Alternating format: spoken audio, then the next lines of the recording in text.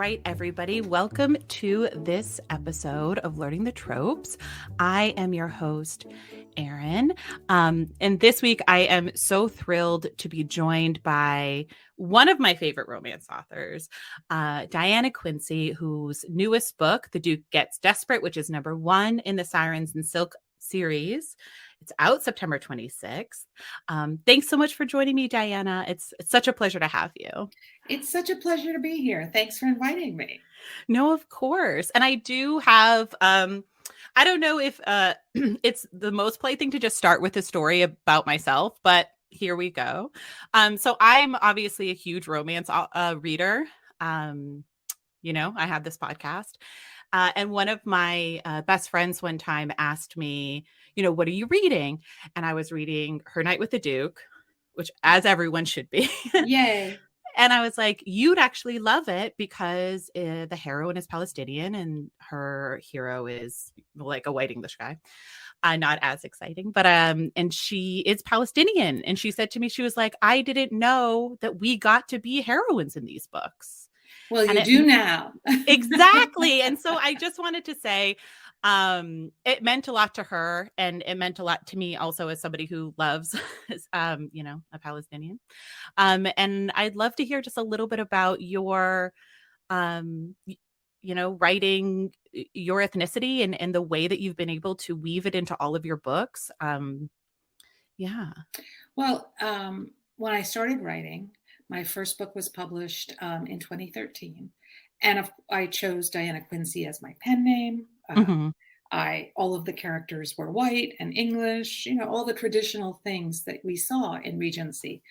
And after I'd written 8 or 9 books, I was just bored, and I really didn't want to just write the same old thing. And I really wanted to try and write characters that had an Arab ethnicity, a Palestinian ethnicity specifically, because, for a number of reasons, we don't see ourselves on the pages very much.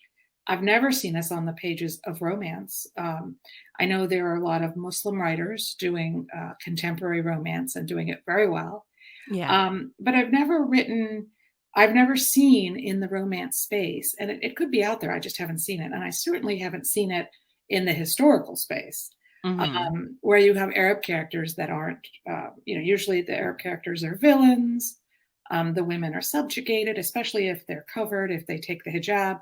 It's not because they wanted to, it's because they were forced to by the mean, domineering men in their lives. And the men were not heroic. The Arab men I've read about and seen in movies and on television are nothing like the Arab men I know, my husband, my brothers, my father, loving, decent, hardworking, hero quality men. So I really was excited about bringing those elements. And I was afraid, frankly, that it would not be accepted. But I was very fortunate that my editor at Avon, Carrie Farron, was excited about it and encouraged me, and has just been great throughout the process, who's edited these 4 books with Avon, the first series of which Her Night with the Duke was the first one. And this is, like you said, the 4th book I have with Avon, the first one in this series. Was that like a long-winded answer? No, it's a podcast. It's all supposed to be long-winded answers. Otherwise, what are we doing? No, and I love that. And I love the way that your heroes and heroines are able to, exist so seamlessly in the culture too. And it's, you just do such a gorgeous job of it. And especially the heroine in this story, Darvish, who is, well, why don't you tell us a little bit about her and the plot of the book. I really wanted to set up a clash sort of between young American ingenuity and old English tradition. So that's why I made her Arab American. In the last series, they were Anglo-Arab, so they were English Arab. So she is a Arab American woman from New York, born in New York, And she has worked in her father's linen business. So she's sort of the brains in the operation, along with her father. And after her father dies, her brother pretty much throws her out of the business. Mm-hmm. So, and then around the same time, she inherits this castle from a cousin she's never met, but has only corresponded with. So when she gets there, she finds out the castle is falling apart, dilapidated. And so she comes up with like ways to make money for the castle, which is, people do it all over England today. But that wasn't happening back then. So the Duke, who is very much traditionalist, is not into that. He's also very angry and frustrated that he did not inherit the castle. Mm-hmm. And then they fall in love. Well, naturally. It's truly enemies to lovers. I think it's really my first real enemies to lovers. And it was so much fun to write. It was a lot of fun to do their banter. I hate you. I love you. I hate you. I love you. Kiss, kiss. So it was a lot of fun to do. Actually, I was inspired. I'd read a story about a real English earl who, when his father died, that's when he learned he had been disinherited because the property was not entailed. Usually these properties are entailed every other generation. They have to be re-entailed, which means they automatically go to the oldest son and heir. In this case, in this true story, he didn't learn he was disinherited until after his dad died, and his foreign stepmother inherited the property, and they're still fighting all the time. They're still in the news, fighting because he inherited the property around it, but she inherited the castle. So I thought, what great inspiration for a story, for a book, a novel.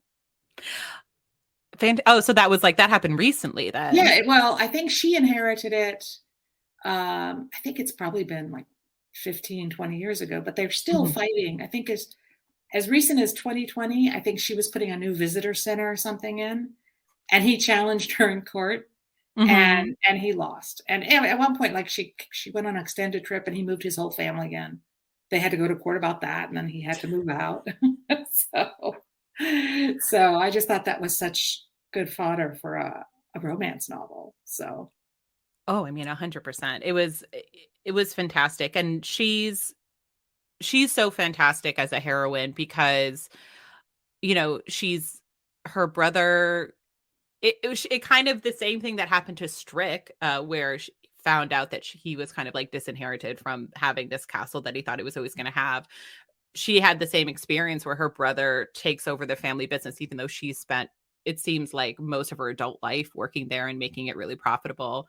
So I think it set up such a great banter that she kind of knows what it is to have that loss as well and is still smarting from that loss. And it really showed why she was so obsessed with making the castle profitable, because she's like, I'm a business lady and it doesn't matter the business. I'm going to make things happen. Yeah. Right. And she was a lot of fun to write for that reason, that she could be successful. And he, of course, comes to admire her for that. Yeah. And there's a lot of talk about bringing sort of more modern ideas around feminism into historicals. And I'd love to hear a little bit about sort of your point of view there, because I think that you do a great job of threading the needle where it feels very realistic as far as her views of what's happening. But it is still feels modern at the same time. I mean, well, you really do have to walk a fine line, right? It has to feel true to the times, but also a modern reader is not interested in, I don't think they're interested in a really subjugated heroine. And I think history is full of these remarkable women. I think they always existed, but they're just lost to history. One of my books in my last series, the heroine is a map maker.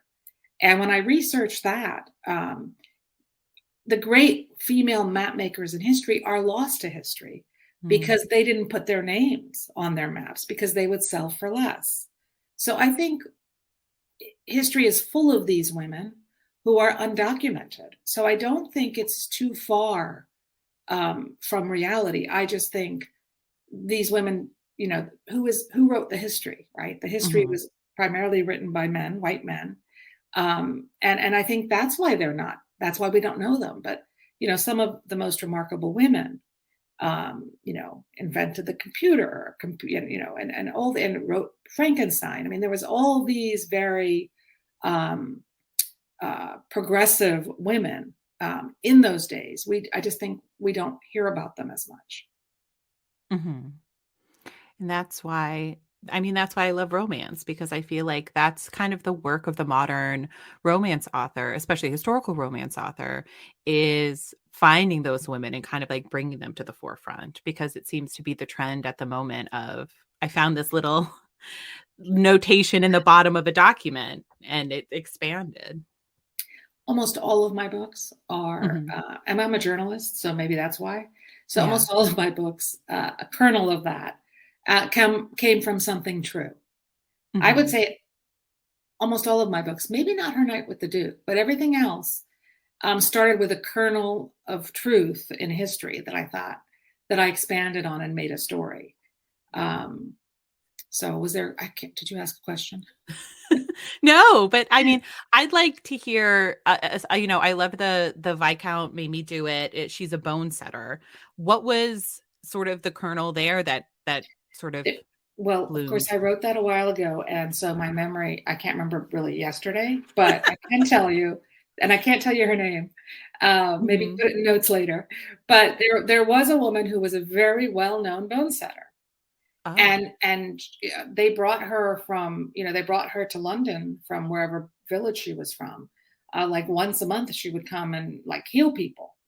And so that was definitely the inspiration. In that case, the woman was apparently very unattractive Mm. and very big and tough. And she made a lot of money, apparently. I think she died in poverty in the end. But so definitely the Hannah, the character, the heroine in The Viscount Made Me Do It, was inspired by that woman who did exist and was considered one of the finest bone setters in her day. Mhm. Um, so I read that you kind of came to romance a little bit later in life. I think there's a lot of people who find it through their grandmother's side tables or a box in the back of the closet. How did you first start reading romance? Um, uh, Certainly not from my mother or grandmother. And it was very late. I'd already had kids. I think it was late Mhm. 30s. And I was in the library. And, in those days, you had to still wait in line to get checked out. So it was a long line. I was waiting to get a bunch of books, really for the boys, for the kids. And I saw a romance on the end cap. And I think it was Shirley Busby. Mhm. And I started reading it in line. I thought, oh, this is entertaining. So I threw it in the basket. And then I devoured it in like a day or two. And I came back and read everything by her. And then at the same time, I was working in a local television newsroom, and I would work weekends. And it on Sunday nights when NBC, I don't think still carries football, but they would carry the football game at night, and we would like be there all night. The news wouldn't go on till like midnight. Oh, So right. it's the 11 o'clock news. So um, the morning producer had a desk right next to where I sat, and someone had sent him a publicist had sent him, probably Avon, had sent him a Julia Quinn book. Mm. And so I picked it up while I was waiting and I read it. And it was so good I took it home with me. I figured he wouldn't mind. And then I read, and I'd never heard of Julia Quinn. And then I read everything Julia Quinn wrote. And I think I must have read 100 books that summer. I just read everybody. From Quinn, there was Quick on the shelf, so I got her too, and Mm. just just fell in love with the genre. And then I read obviously Sarah McLean and Sophie Jordan, and I mean those are the people I read that were my introduction. I know they all read the generation before, but they're the people who inspired me. And most of them are younger than me, but they're the ones who inspired me to try my hand at writing romance. And it's been so much fun. And was there a specific book, or sort of how did you go from reader to author? I don't know. Okay. If you had told me, 20 years ago, I would have said, I mean, I always thought like the writing lifestyle seemed so, fabulous. Remember that? Yeah. It's Complicated, the Diane Keaton movie where she has the beautiful beach house and Mhm. she's a writer and she's like, her desk She's is a in front playwright. of Yeah. the window. So I'm like, oh, that's the dream. So I always knew I could write because I'm a journalist. I always knew I could Mhm. write. I didn't think I could story tell. Um, Mm. and I mean, I knew I could story tell a story that already existed to an audience, but I didn't know if I could make up my own stories. And something about romance just clicked in me, and I thought of a story idea, and I just started writing it. And it was just really just a fluke. I never expected to finish it. I was on the phone with my best friend at the time, and she was like, and I'm like, yeah, I started writing. She's like, what? When did you do this? I said, it's just for fun. And she's like, send it to me. So I sent it to her. She's like, this is really good. Keep writing. Oh. So, and to this day, I can't really tell you what it was, Mhm. but something about historical romance captured my imagination, and I guess lit that thing in me that wanted to write one myself. And it does have a formulaic nature to it. The happily ever after, the conflict, internal, external, and that helped me, I think, start because if I have a framework, I do better. Mhm. Yeah, that's always the thing about romance too, that because of the rules, and it always ends happily, there is something so interesting about reading it. And I imagine writing it too, because, I always say it's like 50% of the book you have to be like, this is the one romance novel where they're not getting together. And if you don't have that thought, then the ending doesn't feel as sweet, Right. and that's hard to do. Like, that's a lot of skill, you know? Yeah, I mean, Mhm. it's about keeping it interesting and fresh and different, even though you know where it's going. I mean, the Yeah. rules, because I came to it late, I didn't Mhm. study it. I just wrote it. I didn't know what the rules were. And Uh-huh. one of my first books, I had the hero get into bed with a wench at the tavern, but he didn't enjoy it. There, if they can't enjoy it, that is a rule. So my editor at the time said, and it was my favorite note ever. And she said, just to let you know, the hero can never put his penis in anyone except the heroine. So that's my favorite note ever. But that is limiting, right? Because you're Mhm. writing a rake. How do you write a rake that feels like a rake if he can't be raking it up with Right. anybody else? So I mean, I sort of did that. I had a duke in The Duke Who Ravished Me, who was a duke who loved, orgies and always had orgies and had a sex room and a sex swing.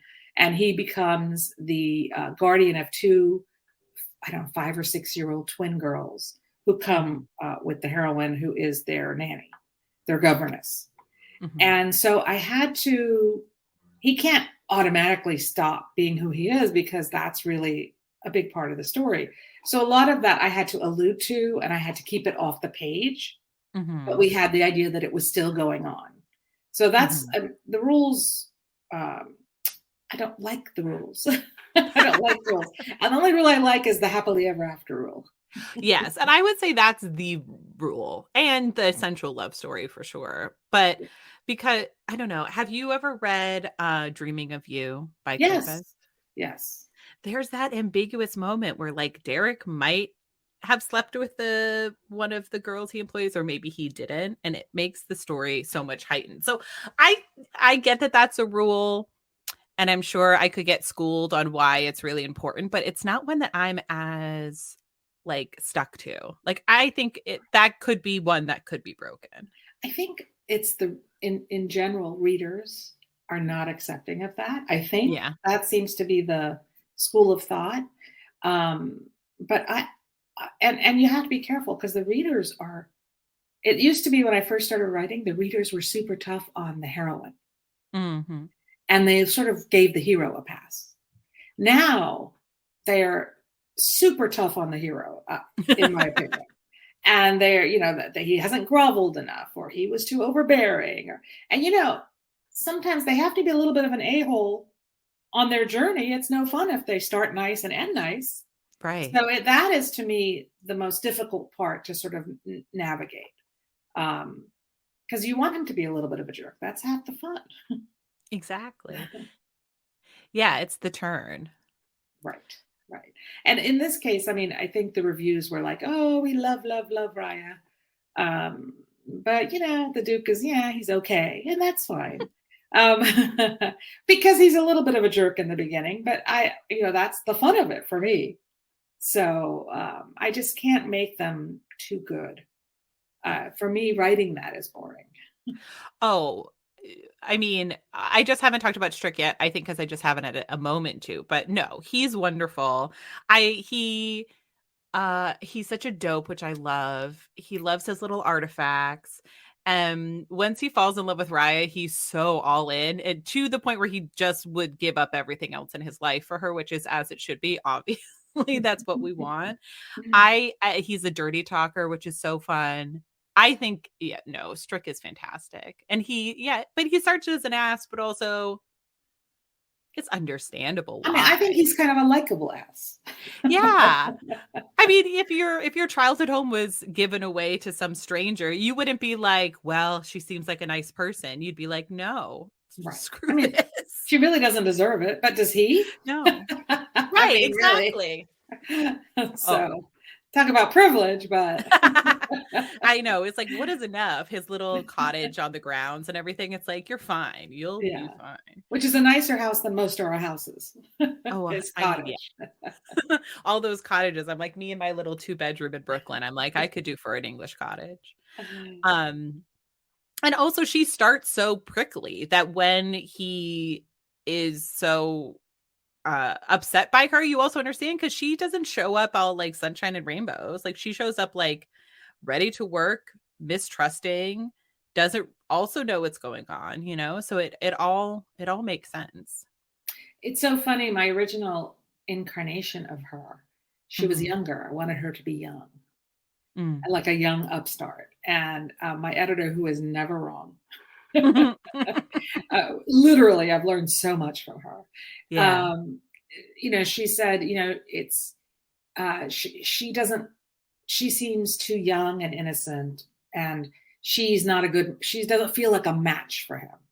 Mhm. So that's why I aged her and made her a little bit more worldly. And I think she was right, because I think that's what people are responding to in Raya, in that she has experience as a businesswoman, and she brings that experience with her to the castle. Mhm. How old is she supposed to be in the book? She's 26. Something like that, right? She's 25. Yeah. I can't remember. All my I heroines are know. pretty much the same age. Which They're is all such like a romance, like she's ancient. 26. Yeah. Well, there's really, you get some pushback if she's too Mhm. old, and that's like Yeah. 28 or 30. So, but I want to write an older heroine. I think it'd be fun. I mean, I think that's in the cards for me down the line, is to write an older heroine, maybe older heroine, younger man. I love it. So, yeah. So I mean, something I I'm haven't here done for yet. it. Exactly. Lisa Kleypas did one, which I loved. Which one was that? Can't remember the name of it, but it's Okay. where she wants to lose her virginity on her 30th birthday. Suddenly You. We just did that. Yeah. Yeah. So I love all her books. So. Oh, I mean, she's a master. Yeah. She's so phenomenal. No, Suddenly You is fantastic, because she also finds out so late in the game his age compared to hers. And he's like, well, you were so sensitive about your age. I didn't want to bring it up. And she's like, what? Yeah, that was I reread that not too long ago. Yeah. I did it for this podcast with America Ferrera. It was her first romance novel. Wow. Yeah. That must have been I'm going to listen to that. I saw that on your list. I haven't listened to it yet. So it's good.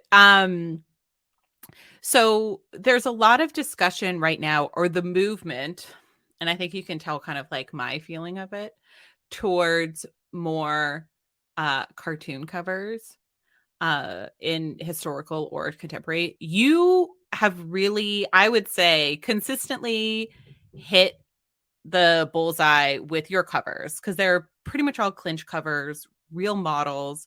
Do you have any, and they're all gorgeous, do you have any say in kind of how they're put together, or I'd love to hear a little bit about your covers. Yes. Good. They ask you what you think about, what like you'd like for your cover. And then you describe your hero and your heroine, and then they send you pictures of the models and you choose a model. It's a enormously fun process. Yeah. My only regret is that I have not gotten to a shoot. They probably don't want us there. I'm like, no, this way, that. I mean, maybe they worry that we're going to try and direct the shoot. I don't know. But so you choose the model. And for me, for promo, I wanted to reach out to the model. So when the book releases, and for Her Night with the Duke, I never found out the name of the female model. But I did find the male model who was on the cover of the Fated Mate. What are those? The Fated Mate books? They're just out of my head now. Immortals After Dark. Immortals After Dark. Yeah. So he's very well known for that. So I interviewed him, used some of those clips and promo for the book. And it turned out that his grandfather was Lebanese. So he was Arab, there you basically. go. I said, have I got some nieces for you? You're like, come over for Leia having a little party. He was so delightful. And I mean, we were texting, I'm telling you. It was so much fun.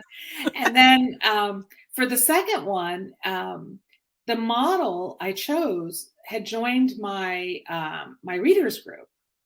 So I was in there chatting one day, and she's like, actually, I'm shooting this cover today. What, the Viscount book? Yes. Oh my gosh. So we follow each other, and she took pictures of the book with the book and sent them to me, and I posted those. And I mean, that was so much fun. So in this case, the model is beautiful, right? Yes. And she has never been on a cover before. So she was just so excited. She shared it on her page, and I sent her, these are the advanced copies. These are not the finals. So I sent her a couple of these because she was just, and I sent her, I don't know if I had any swag yet. Anyway, and she was just so excited to receive them. So actually it's a part that really enhances the whole experience. I specifically asked for just a woman on the cover this time. And I don't know about clinch covers when you're asking about cartoon covers or clinch covers. I, in the end, am for whatever cover will sell the book.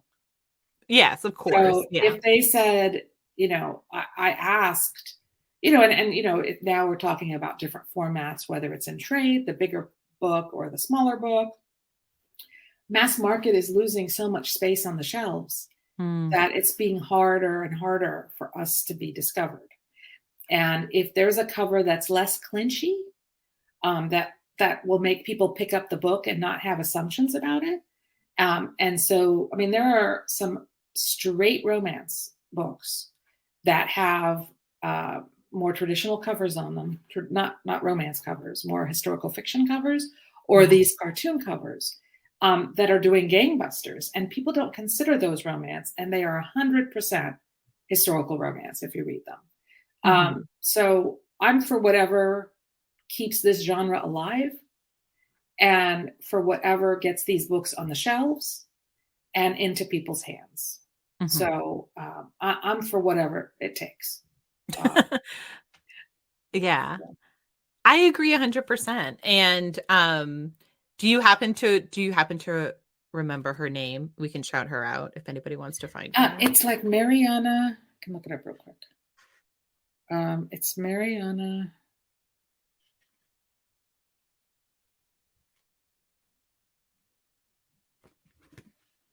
So it's Marianella Ancheta. Mariella Ancheta. She is not Arab. She is a Latina. Oh, okay. So I'm not sure it was good. Yeah. So, and she's super lovely, and she posts on her page, and so, and then the one for Her Night with the Duke is also lovely. I mean, not Her Night with the Duke, The Duke Who Ravished Me, but of course that's just gone out of my head, even though we communicate all the time. Well, not all the time, but anyway. The Duke Who Ravished Me is just the Duke, and it's a great cover too. The Duke I knew. Yes. Yes. I mean, I was so happy. I'm really happy with all the covers they've given me. Yeah. I mean, for the Viscount Made Me Do It, a friend of mine found an extraordinarily sexy, I think it was a Helmut Newton picture of a couple on a desk. And Mm-hmm. she sent it to me and said, like as a joke, the cover for your next book. And I'm like, the joke's on you because I'm sending this along. Yeah. So, yeah. So yeah, the inspiration comes from everywhere, and the covers are really one of the funnest one of the fun aspects of this business. Seeing the cover is one of the most exciting parts of the book, and seeing the finished book is published and Mm-hmm. in your hand is amazing too. Of course.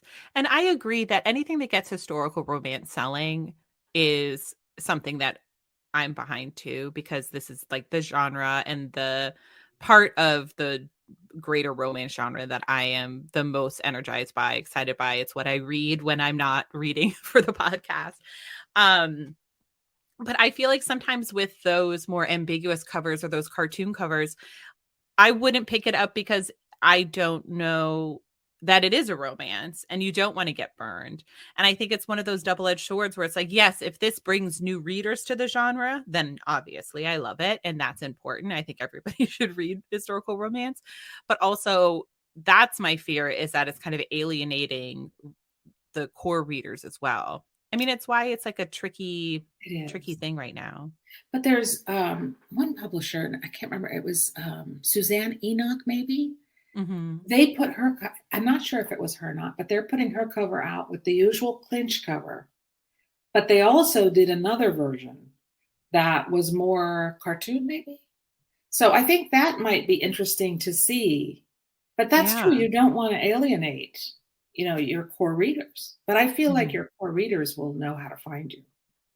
Yes. But, Listen, I'm always going to be picking up a Diana Quincy. So as long as I see aw, that name, then I'm thank you. there.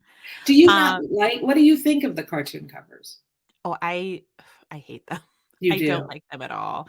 I Yeah. mean, I think it's frustrating because I think what it does is it kind of it seems to be kind of neutering the genre, or making it kind of be like, oh, the sexual aspect of the genre is something we have to like stay away from. Or hide.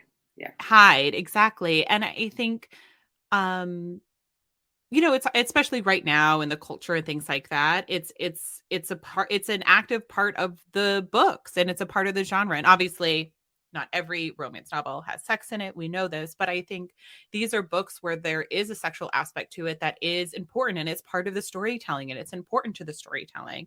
And I think hiding that does the double-edged thing of, if you're a reader who maybe doesn't want to read explicit sex scenes, you don't want to be surprised by it.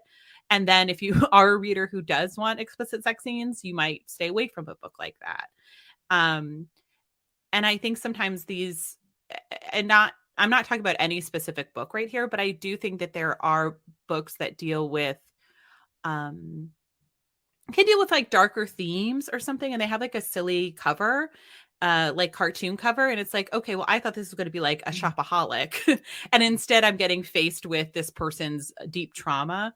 Where I think clinch covers or more traditional romance covers really did an excellent job of showing you or giving you an idea of, this is the tone of the book, like this is what you're going to get in the book, you know. I see that. I think I totally see that. And is it because we have been programmed as historical romance readers, Mm-hmm. that that's what a historical romance cover looks like?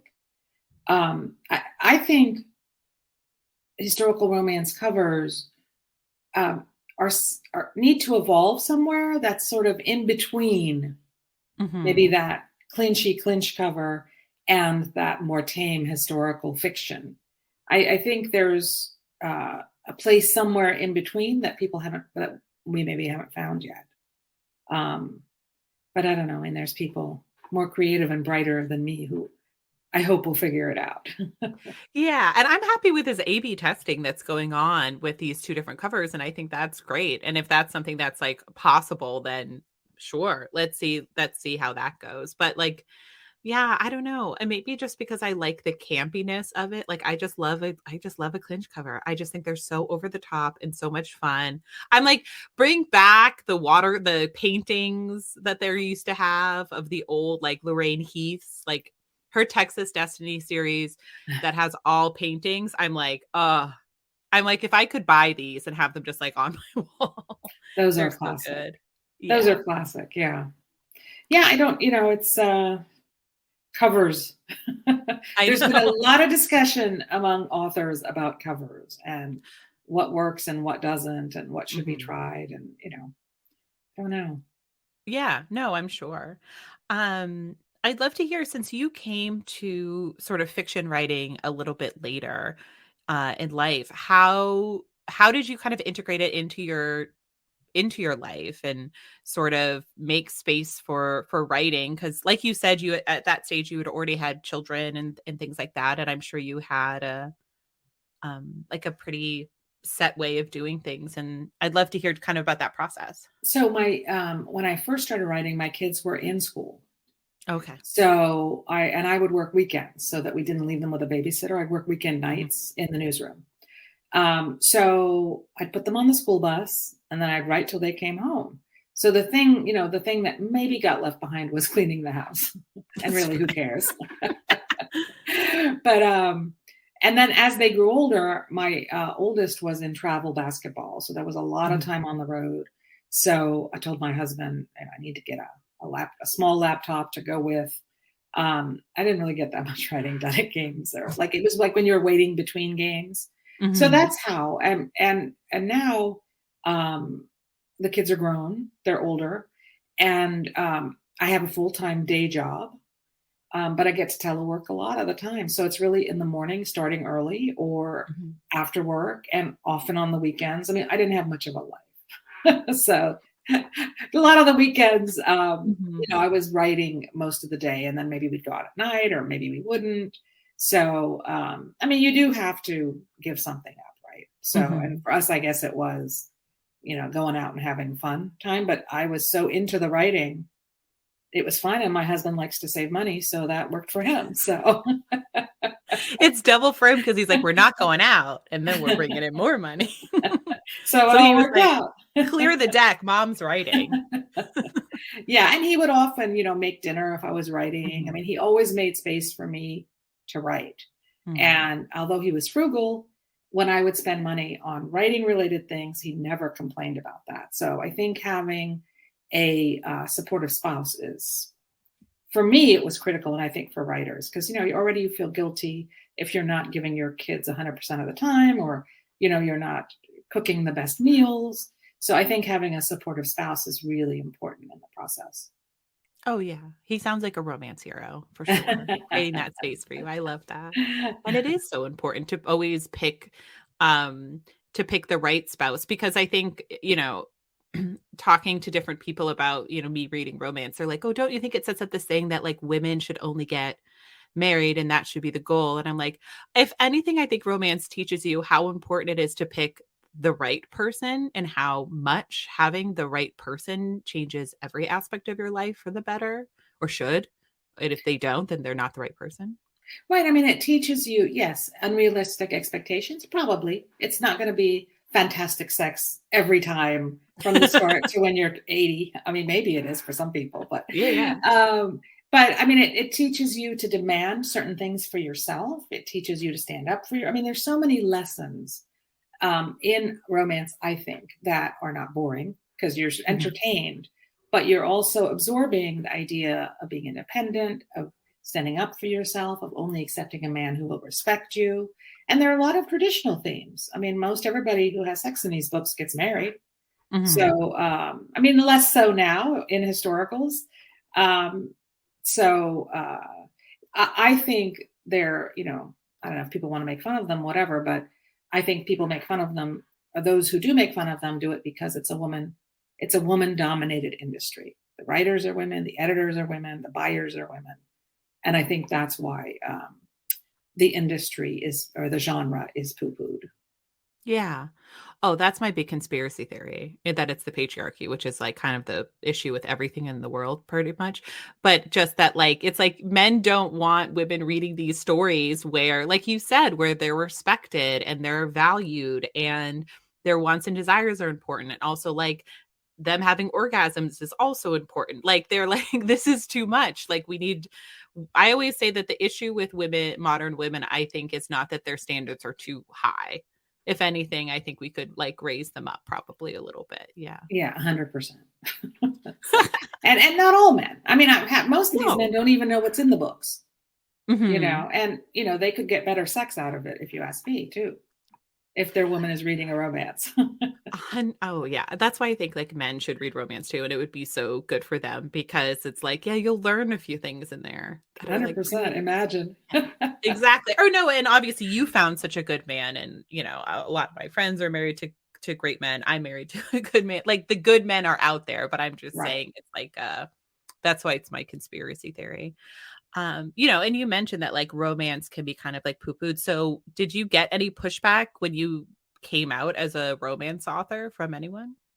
I mean, there were some people who would say, oh, I mean, there were, yes, people who would make jokes about it, and then I Mm. would give them that spiel about, Mhm. it sells more books than any other genre. It's pretty much holding up the whole industry, romance, not just Yeah, yeah. historicals. And then some I just don't bother, right? Because what's the problem? And then, there was sometimes there was a gentleman at work who makes certain assumptions about you because you write romance. So that was Mm. gross. Oh So, God. Yeah. but in general, I mean, people are just so impressed that you've not only published a book, but several books. I mean, most people admire and are impressed when they hear that you've published a book. Good. As they should be. I agree. Um, so to go back to The Duke Gets Desperate, so this is the start of a new series for you, obviously, The Sirens. And so can you tell me anything about like the rest of the books? Like what's the theme going to be? Because sometimes in books you can see very clearly, okay, this is the next one, this is the next couple. Well, We can't did you? hear a lot about, yeah, somebody from with a lost love. So I was like, Correct. we'll be finding more. Gosh, do you think that might be the next guy? And who is his lost love, do you think? What's your guess? My guess is that it's her little sister. Maybe?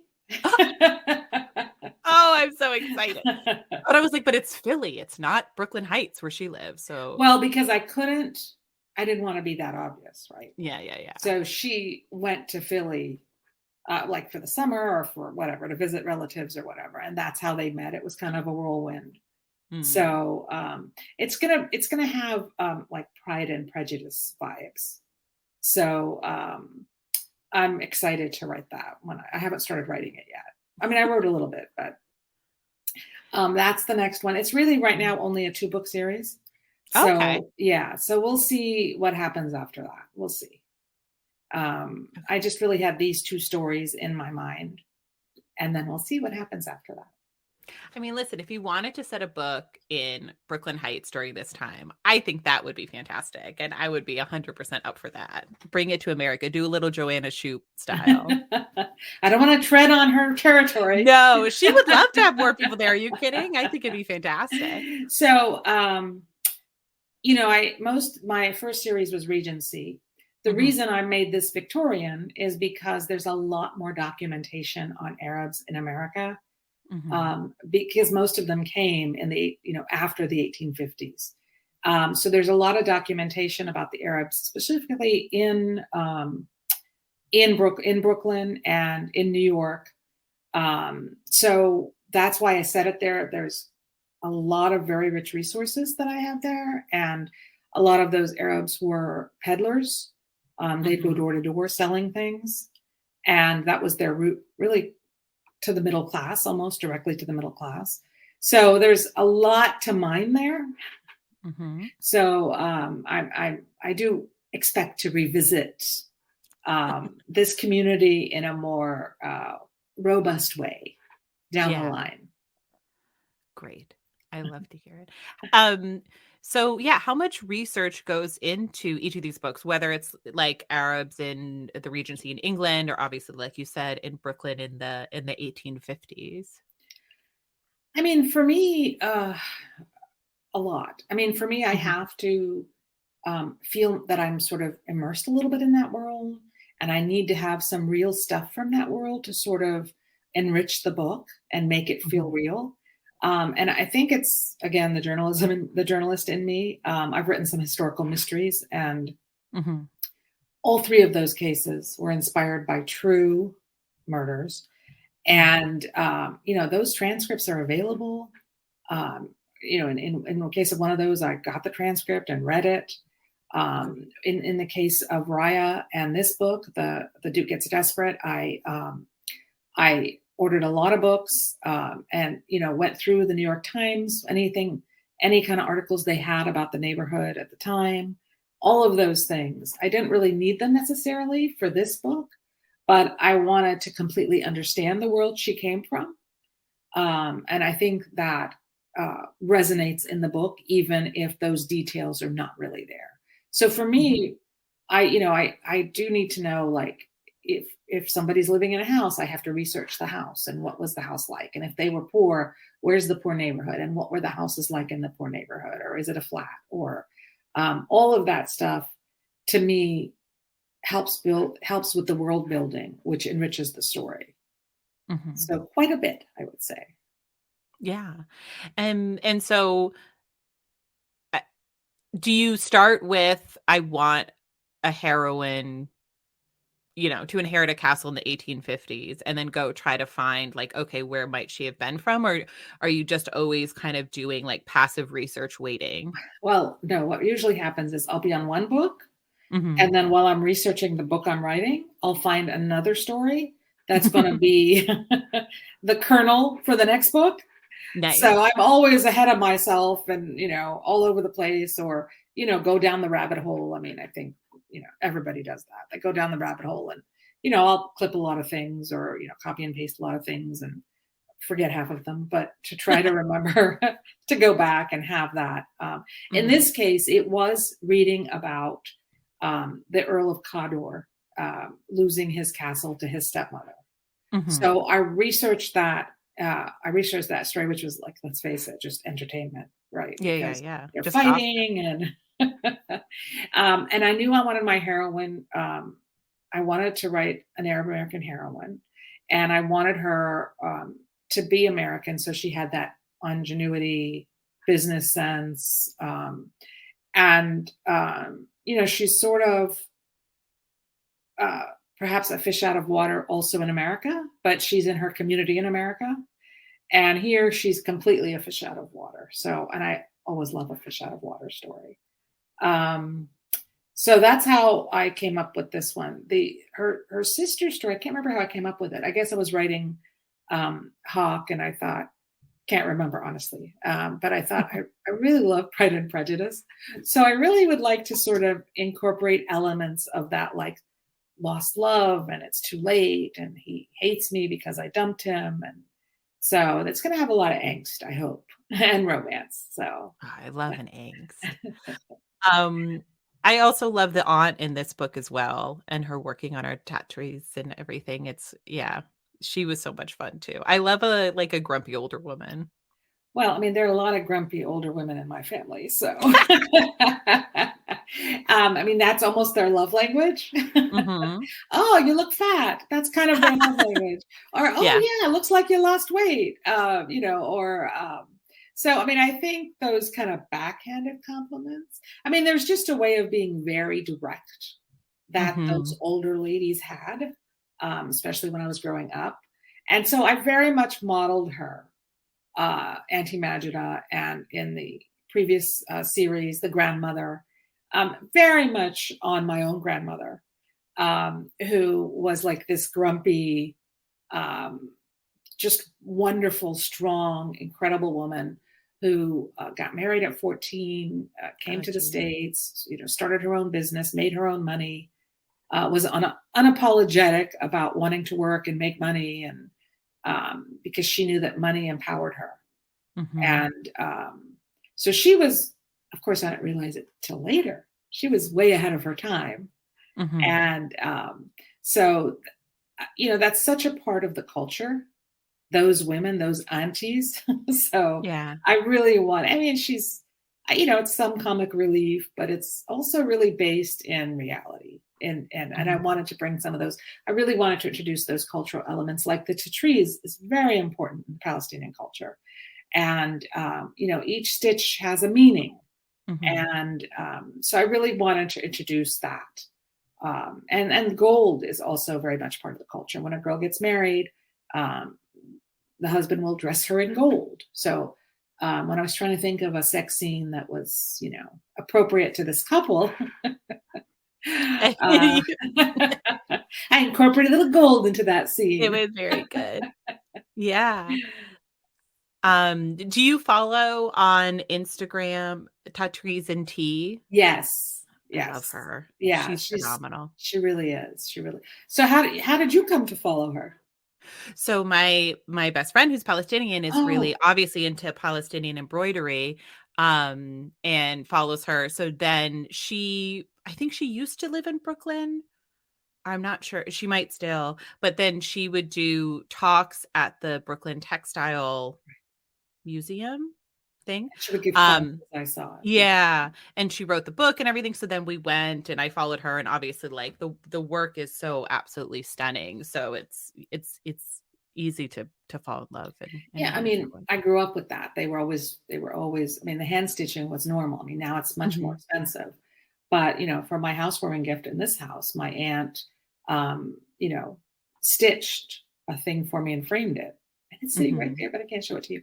But so it's very much part of the culture. And, still to this day, we wear it to weddings or we wear it to engagements. If you don't Mhm. have something to wear to a wedding, you just throw it on and you're good to go. And you can rewear it. I So love it. Yeah, having all those little things was so fun to read. Um, so obviously this is a enemies to lovers. This podcast is called Learning the Tropes. What are your favorite romance tropes that you are looking for? I love like a forced marriage. Uh, you Mm. know, uh, that forced proximity. I love those. Um, I like, I'm not. I guess that's the one that really gets me. The enemies. Mhm. I mean, enemies to lovers. I enjoy. For me, writing, I want to sort of write everything, except I will never write amnesia. I hate amnesia. So, and I know, I mean, I've read a couple that are actually very good. I've read a few. Yeah. I that's a trope I stay away from. I don't like to read it. I will never write it. Mhm. Um, but yeah, I mean, forced proximity really, stranded somewhere together. Um, yeah, but it's really that forced marriage, forced engagement, compromised into marriage. I would say that's the one I love the most. Oh my God. It's amazing because it's always the tropes that you would be most fearful of in real life that you can't get enough of. Because I'm like, secret baby, exactly like you, like forced proximity, forced marriage, in love with the wrong person, like love triangles, where it's like, yeah, if that was my actual life, I'd be like, this is hell. Right. And But it's love so much love fun. triangles are hard to write in. I would Mhm. really love to. I mean, was it Brenda Joyce did a series set in the Gilded Age where the heroine solved mysteries. But they actually had two men who were both hero quality who were sort of vying for her. So that was like a real love triangle. And you Mm. don't see much of that. And I love the idea of it, but I don't think you can really. I think it would be hard to do that in a romance because you can't like just. I mean, I've done it, but usually that third person. I mean, I get them out of it. Obviously, get them out of the situation. Right. I like that. I like that trope. But a trope where they are two really strong heroes who are hero in contention. You don't see that a lot, and I love Mhm. that actually also. I mean, I think you could do that if you gave the hero who doesn't get the girl the next book or something like that. Like he gets a consolation prize. Yeah, that's true. That's true, and Yeah. I'm sure people have done that, Yeah. right? You Yeah, have to. yeah. What are your Um, favorite tropes? Oh my gosh. Well, all of those are my favorites. I love like A Bodyguard. I Yes. love Yeah. uh All I forced love proximity. exactly. I mean, basically forced proximity. I like when they're traveling together and one of them has somebody waiting for them at the end, but they fall in love along the way. That's a like you don't Oh, see as much, but I love yeah. that one. Um, yeah, all of those are fantastic. Yeah. Um,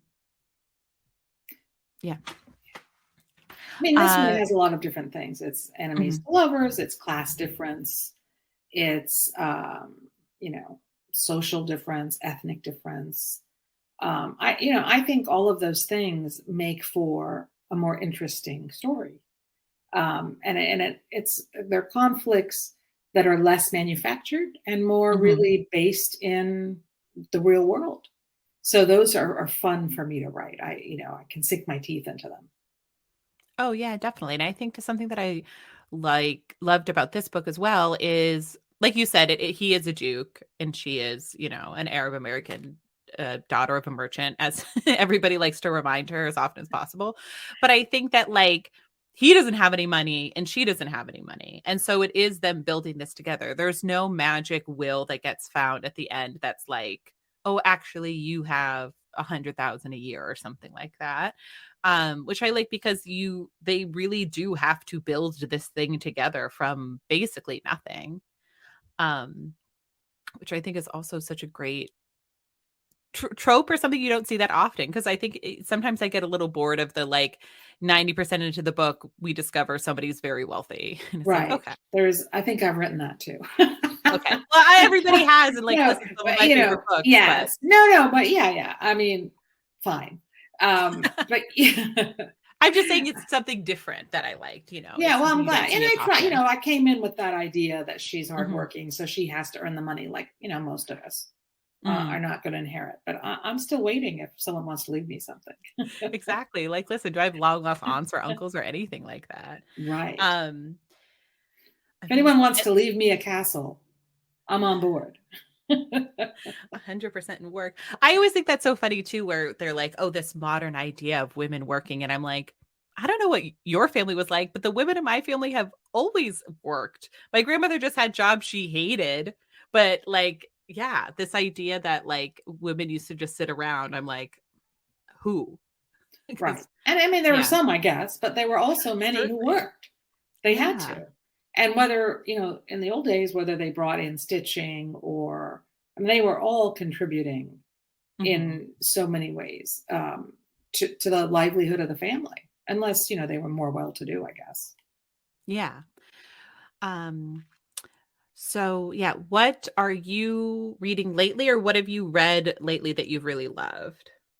I am just starting Sarah McLean's book Mhm. and loving it so far, of course. um, that's knockout, right? I'm terrible at titles. Yeah, I'm also just started reading Felicia Grossman's Cinderella retelling, the which is Midnight Book. yes, I'm Yeah, terrible. What is that? Kiss at Midnight. I'm something really like bad. that. The I'm cover's really gorgeous too. I can see the yeah. cover in my mind. I cannot see the words on the cover. So those are the two romances I'm reading right now, Mhm. and loving. I'm also uh, get to read. Mila Finelli is writing something called Virgin Mafia Virgin. So I Mm. got to read the first like third of that. So that was a lot of fun. That's She's amazing. I love her yeah, so much too. Her yeah, books are insane yes, yes, in the best way possible. yes. And just the title makes you want to pick up the book and read it, right? Oh, exactly. Um, so we always end episodes with something that has you swooning. So it can be a book, it can be a TV show, it can be an app, it can be kind of like anything. Is there anything right now that you're really loving and telling people about? Hmm. I'm redoing my kitchen, so I'm so Mhm. obsessed with that. So I'm not doing anything else that I'm swooning over. I'm swooning over, Your new paint kitchen. samples and, how to decorate a glass fronted cabinet, how to style it. Mm. So I'm so bad at these catch me off guard things, but I'm really just really trying to get this kitchen renovated so that I can use it again. So. Oh my God. Yeah. So in your Nancy Meyer era, yes, just gorgeous kitchens. I don't think my kitchen will ever be as gorgeous as anything in her movies. I go to see her movies half to see the decor. So I'm loving decor right now, I guess is the answer. Yeah. Listen, that's something to love. And a whole new kitchen is a big deal. So how can listeners find you if they want to be first in line for the next book, which they should? Obviously, pick up The Duke Gets Desperate, which is out, like I said, on September 26th. Yes. So pre-order or just order accordingly. You'll love it. I loved it. Thank you. I had so much fun writing it, so I hope people like it. I'm thrilled that you liked it. I'm on all the places. I'm most active on Instagram. Okay. I have a newsletter. I have a website, dianaquincy.com. For the latest news about if there's a new book, if I've signed a new deal, that's usually in the newsletter, but I also put it on Instagram. I'm also on Facebook as Diana Quincy. Not as active there. The latest from me, you're going to really find on Instagram. Okay. Awesome. And so we'll have all that in the show notes as well to find Diana and keep up to date with everything. Thank you so much for taking the time to chat with me. This has been so lovely. And I really appreciate it. It's been so much fun. It's so good to finally meet you. I've listened to you. Oh, but it's nice to, and thank you for having me. I really appreciate it. Awesome. All right. And everybody out there, happy reading.